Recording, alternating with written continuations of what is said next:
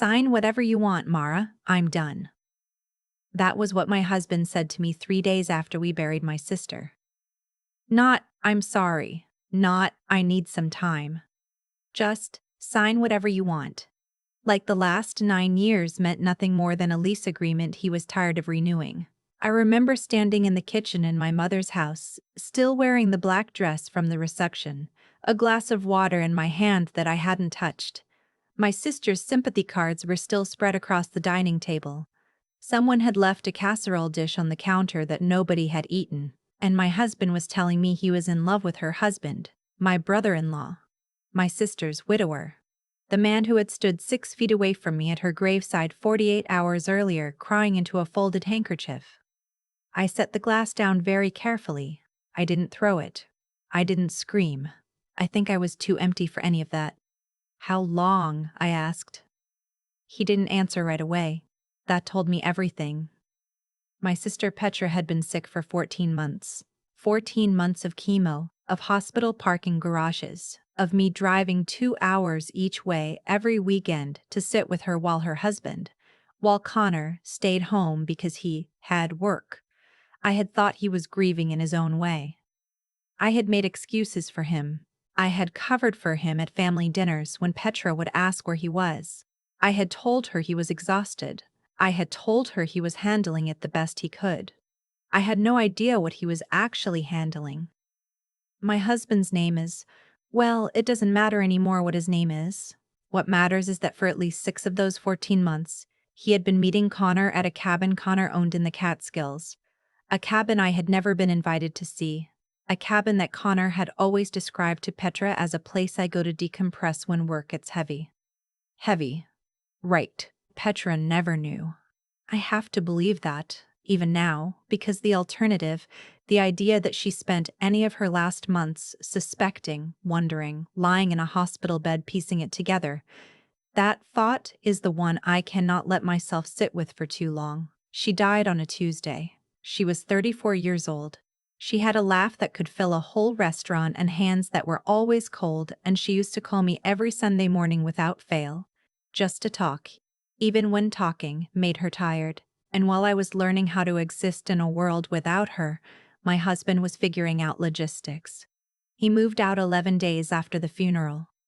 He didn't take much, some clothes, his guitar, his good coffee maker. He left behind the furniture we had picked out together, the vacation photos on the refrigerator, a half-finished bottle of the wine we'd opened on our anniversary.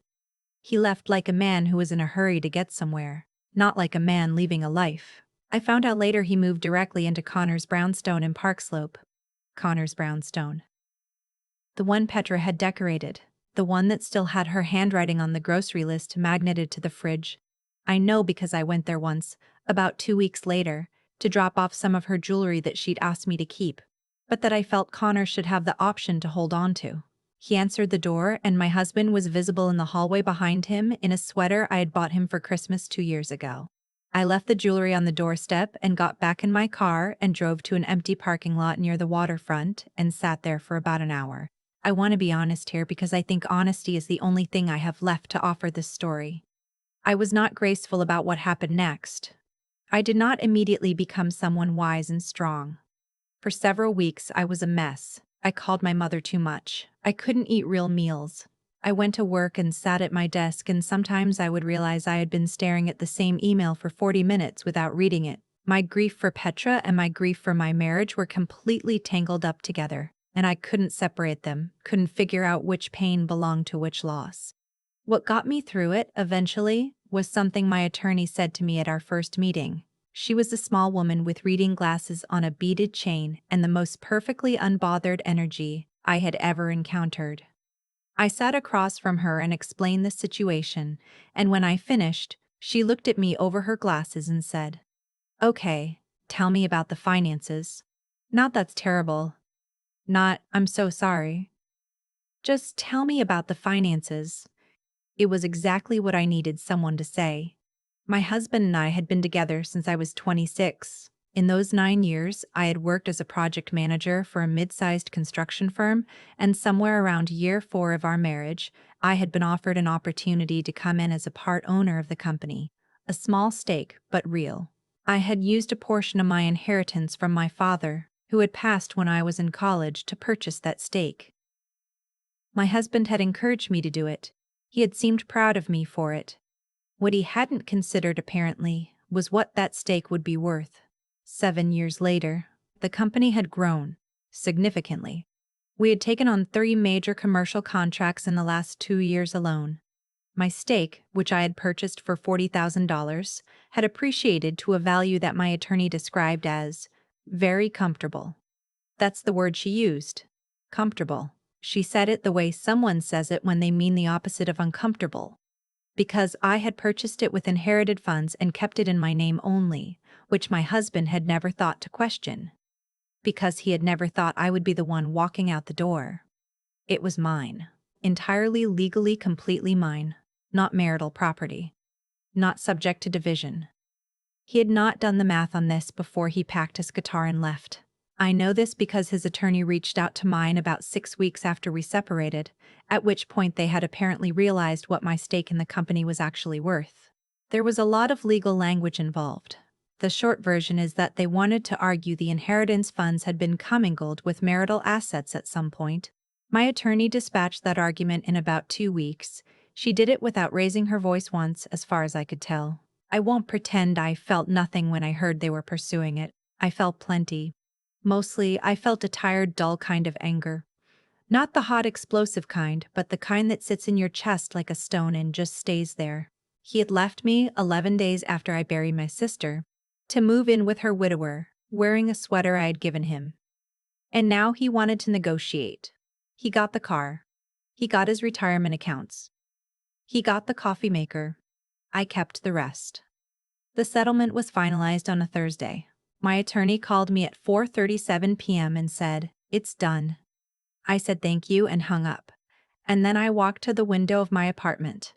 I had moved into a place in my old neighborhood, closer to where I'd grown up, closer to my mother, and I looked out at the street and I thought about Petra.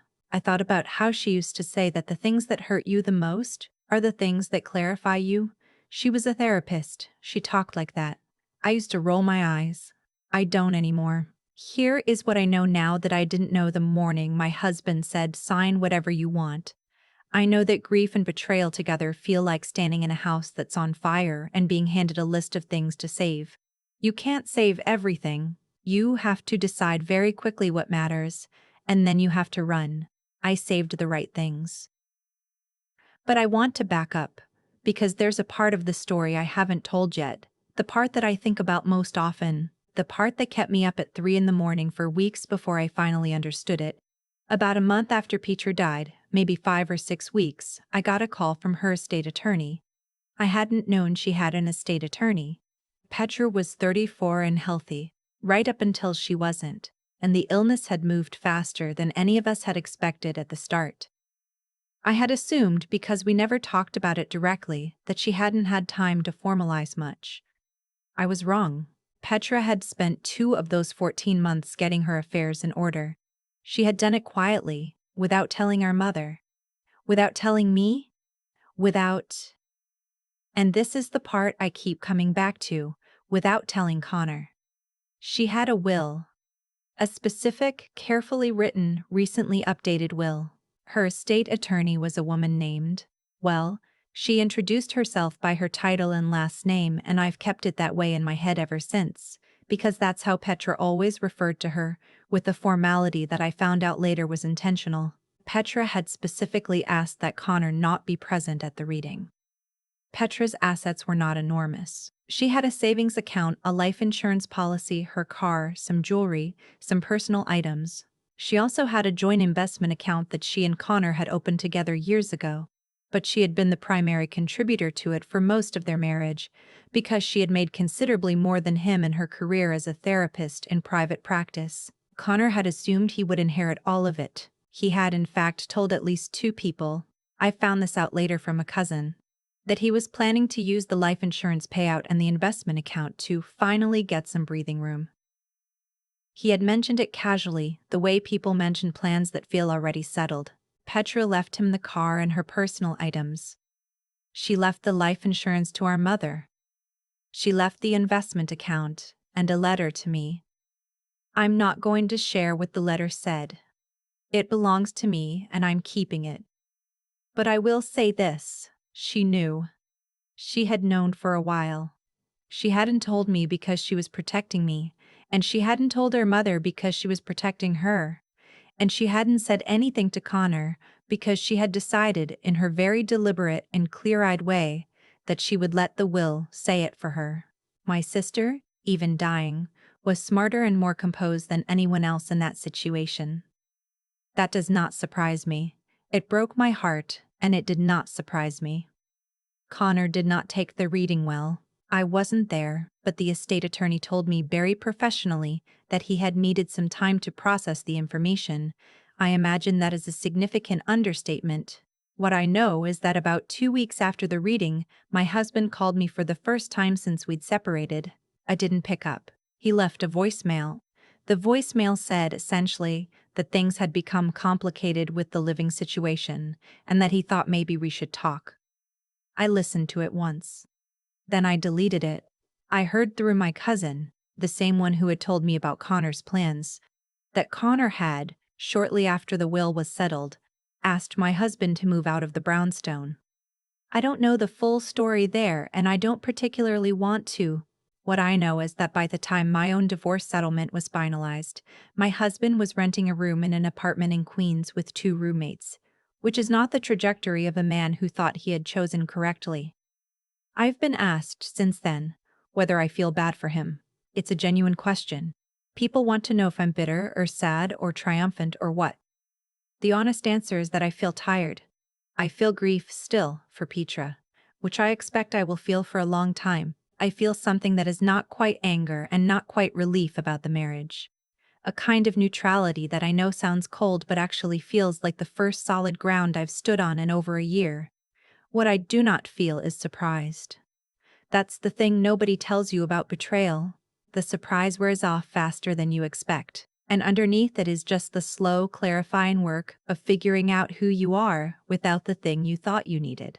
I'm doing that work. It's not fast, and it's not graceful. And some days I still eat cereal for dinner and call my mother twice and cry about things that aren't specifically Petra, but are somehow still about her. But I own a significant stake in a growing company. I have an apartment in a neighborhood I love. I have my mother. I have Petra's letter in a drawer beside my bed. I have Sunday mornings, which used to belong to her phone calls and now belong to the memory of them, which is different but still something. He left me on a Thursday, 11 days after her funeral, wearing the grief on his face that he had borrowed from the rest of us without earning it.